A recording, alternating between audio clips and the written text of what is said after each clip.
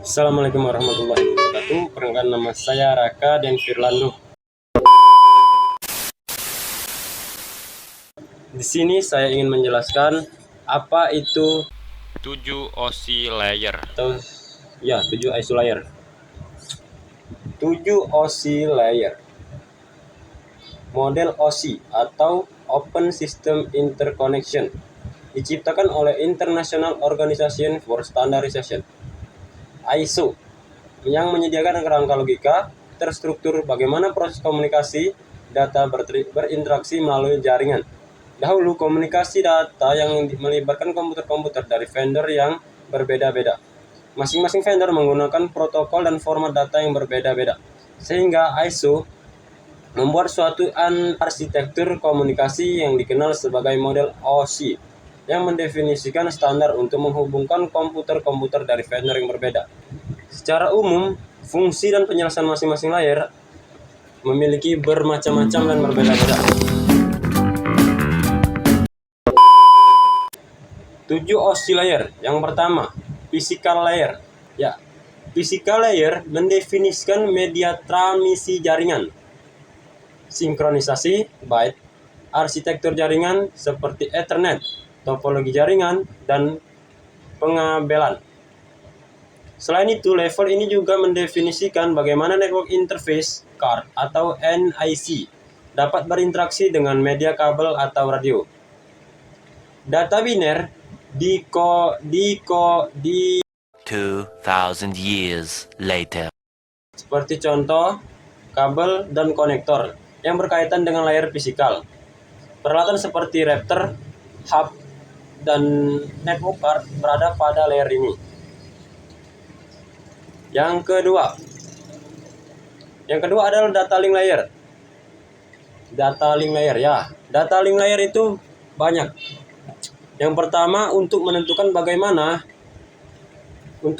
bagaimana bit-bit data menjadi format yang disebut dengan frame. Spesifikasi IAA 802 membagi level ini menjadi 2 level anak, yaitu lapisan logical link control dan lapisan media access control. Sedangkan fungsi lapisan MAC atau MAC adalah mengakses langsung lapisan fisik dengan menggantungkan pada metode akses kontrolnya seperti kernel sense. Yang ketiga, network layer. Network layer dari arti adalah network adalah jaringan dan layer adalah layar, jadi jaringan layar ya. Untuk mendefinisikan alamat-alamat IP, menyediakan fungsi routing sehingga paket dapat dikirim luar dari segmen network lokal ke suatu tujuan yang berada pada suatu network lain. Contohnya protokol yang digunakan seperti IP DNS mungkin. Yang keempat, Transport layer. untuk memecahkan data ke dalam paket-paket data seperti memberikan nomor urut ke paket-paket tersebut sehingga dapat disusun kembali pada sisi tujuan setelah diterima. Selain itu, pada level ini juga membuat sebuah tanda bahwa diterima dengan sukses dan mentransmisikan ulang terhadap paket-paket yang hilang di tengah jalan. Jadi, transport layer adalah layar transport data menggunakan protokol seperti UDP dan TCP. Yang kelima, sensor layer. Sensation layer. Sensation layer merupakan lapisan yang berfungsi untuk mendefinisikan bagaimana sebuah koneksi dapat dibuat, dikelola, dan dikembangkan, seperti protokol yang berada pada sensor layer, seperti protokol yang berada di sensation layer adalah NFC, NFS, SMB, RTP, dan lain sebagainya. Banyak di Google cari. Yang keenam, presentation layer. Untuk mentransmisikan data yang hendak ditransmisikan oleh aplikasi ke dalam format yang dapat ditransmisikan melalui jaringan, protokol yang berada dalam level ini adalah perangkat lunak redirector redirector software, seperti layanan workstation dalam Windows NT, dan juga network cell semacamnya, virtual network computer atau VNC. VNC itu seperti remote control ya. Jadi double. Yang ketujuh, aplikasi layer. Nah, aplikasi dari nama sudah tahu, ini adalah aplikasi layer, bukan?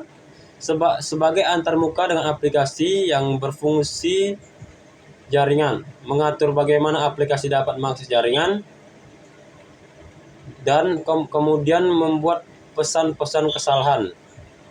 Biasanya kalian kalau di layar ada kan aplikasi ini tidak support untuk perangkat anak. Protokol yang berada dalam lapis ini adalah HTTP, FTP, SMTP, dan NFC. Dari ketujuh yang sudah saya jelaskan tadi mengenai arti dan contoh salah satu, nah, fungsi dari OSI secara singkat yaitu fisikal, untuk menentukan tegangan, kecepatan, besar fisik, dan mengalirkan bit-bit antar device. Data link, untuk menyediakan akses ke media menggunakan MAC address dan melakukan error detection. Network, menyediakan logical addressing atau alamat ya, dan menentukan rute menuju tujuan.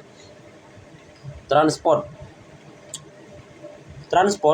menyediakan reliable atau uncredible delivery dan mengecek error connection sebelum transmisi data. Session, memisahkan data dari berbagai aplikasi. Presentation, menyajikan. Presentasi lah, tahulah kalian ya. Presentasi itulah menyajikan dan menangani proses seperti enkripsi data. Yang terakhir, application, menyediakan user interface. Mungkin itu saja penjelasan dari saya. Apabila ada salah, saya mohon maaf. Sekian, terima kasih.